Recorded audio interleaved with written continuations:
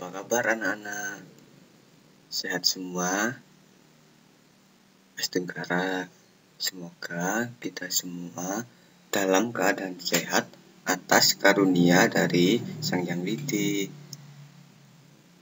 Nah, sebelum kita mulai kegiatan belajar pada hari ini, marilah kita awali dengan berdoa. Tadi sudah berdoa atau belum? Baik, kalau sudah berdoa, mari kita awali dengan mengucapkan Om Awignamastu Namo Sidam, Om Siddhirastu Tat Astu Astu Swaha. Anak-anak, hari ini kita akan belajar tentang Tri Pramana. Ada yang sudah tahu tentang Tri Pramana? Apa yuk? Belum ada yang tahu? Baik, kalau belum ada yang tahu tentang Tri Pramana, mari kita lihat di slide berikut ini.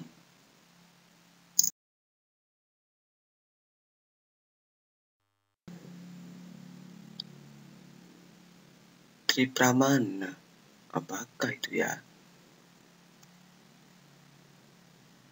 Tri Pramana berasal dari bahasa Sanskerta. Dari kata tri dan pramana. Tri artinya 3 dan pramana artinya kekuatan atau kelebihan. Oh, begitu. Ternyata Tri Pramana itu dari bahasa Sanskerta, dari kata tri dan pramana. Jadi, Tri Pramana artinya 3 kekuatan yang dimiliki makhluk hidup ciptaan Sang Hyang Widi. Anak-anak, apakah kalian masih ingat dengan pertemuan kita sebelumnya tentang ciptaan Sang Hyang Widi? Ada berapakah ciptaan Sang Hyang Widi? Ada 2. Yang pertama ada makhluk hidup, yang kedua ada benda mati. Nah, yang akan kita bahas pada Tri Pramana ini adalah ciptaan Sang Hyang Widi yang tergolong kelompoknya makhluk hidup. Makhluk hidup dibagi menjadi 3 kelompok, yaitu manusia, hewan, dan tumbuhan. Jadi ada 3. Nah, ketiga makhluk hidup inilah yang memiliki Tri Pramana atau 3 kekuatan. Yang selanjutnya tentang bagian-bagian Tri Pramana. Kira-kira ada berapa? Ayo bagiannya. Coba disebutkan. Simpan dalam hati jawabannya. Nah, makhluk hidup yang diciptakan oleh Sang Hyang Widi digolongkan menjadi 3 kelompok. Oh, ternyata bagian-bagian Tri Pramana ada 3.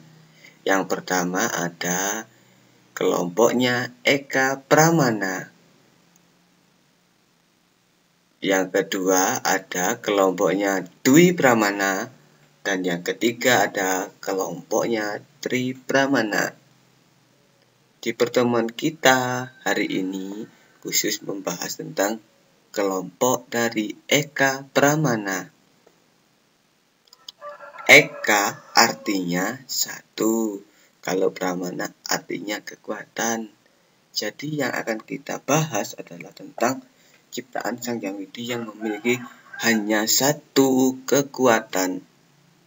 Apa ya kira-kira ciptaan Sang Hyang Widi yang hanya mempunyai 1 kekuatan? Kita lihat bersama. Kelompok Eka Pramana.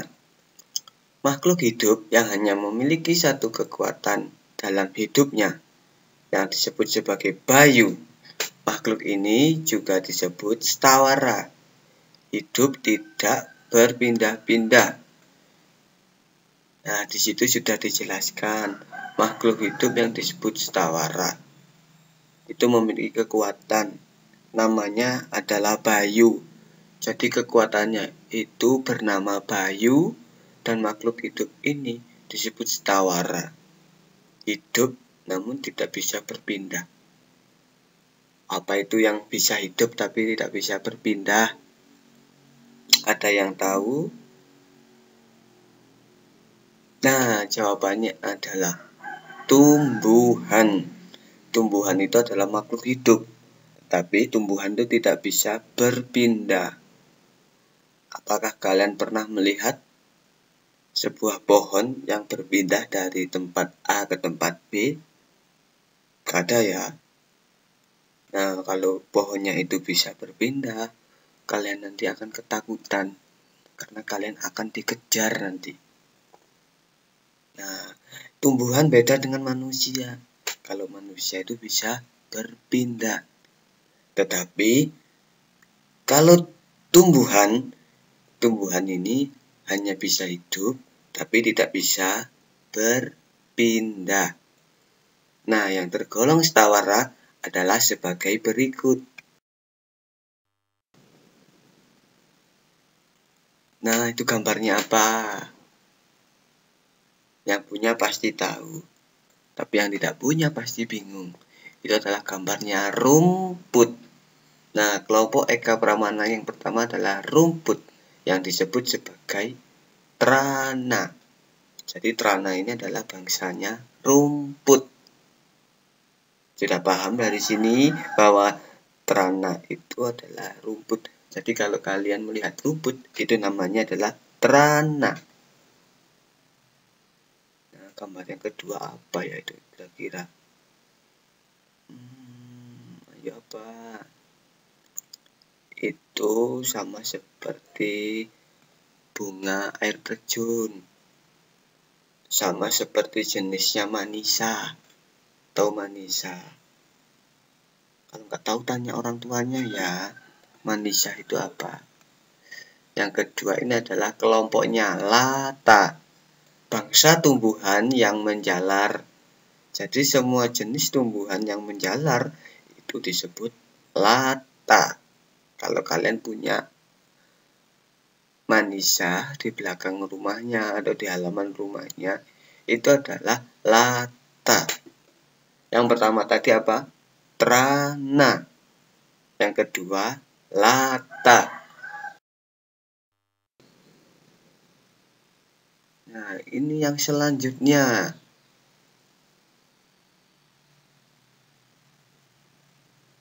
Wow, gambar apa itu?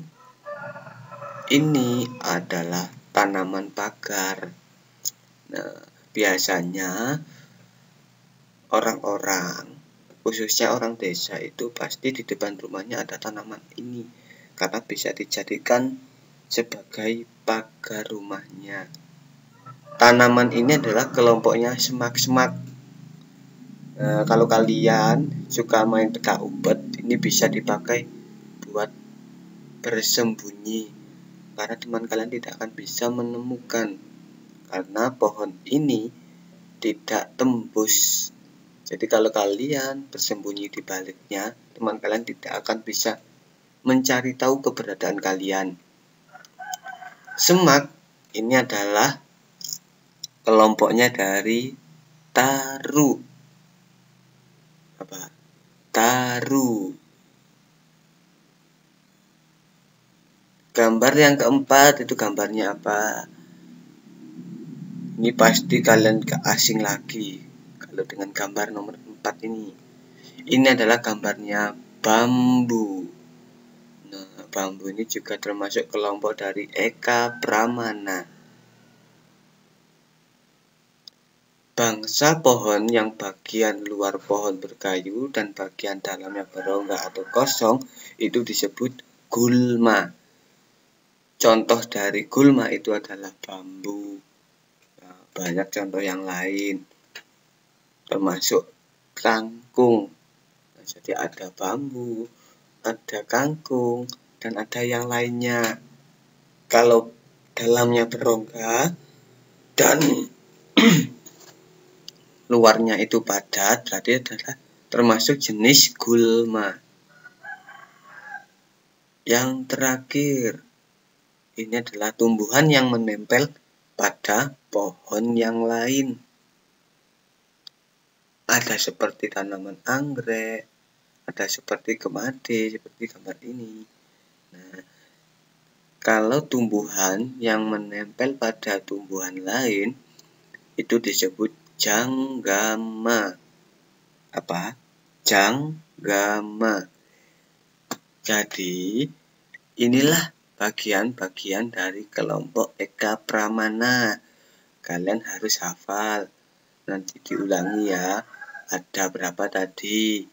Ada 5. Nah, sekarang tugas kalian adalah yang pertama, berikan contoh tanaman yang tergolong kelompok trana, lata, taru, gulma, dan janggama. Masing-masing minimal 5 contoh.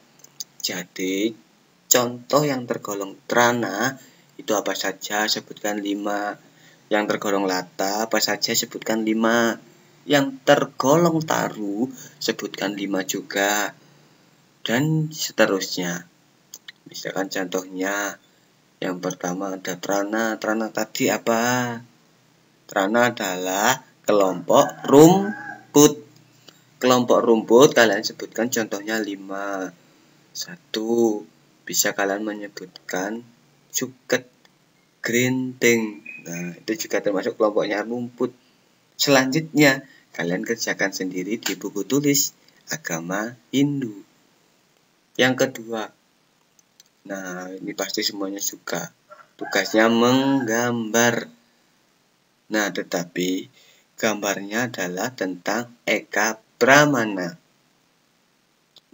Kira-kira apa ya kalau gambarnya berkaitan dengan Eka Pramana? Contohnya, kalian menggambar pohon bambu. Boleh. Kalian menggambar pagar rumah tadi yang ada tanamannya. Boleh. Kalian menggambar lapangan bola yang ada rumputnya. Boleh. Jadi banyak sekali ya. Nah, gambarnya boleh ditambahi dengan hiasan yang menarik. Jadi tidak hanya misalkan kalian menggambar pohon bambu. Tidak hanya pohon bambu semua. Tapi bisa dikasih pondok. Nah, bisa dikasih rumah. Boleh.